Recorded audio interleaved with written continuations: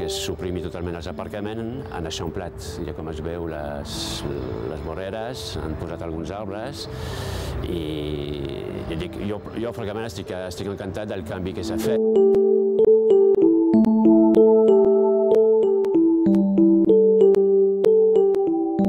Primer vam dir quan ens posaven, ostres, ens tornen a posar els adoquins. Els veïns deien, mare meva, però després al fer les voreres tan amples, perquè teníem una vorera que apenas podies passar amb el carritó de la compra. I ara amb aquestes voreres estem molt contents. I queda una cosa antiga però moderna.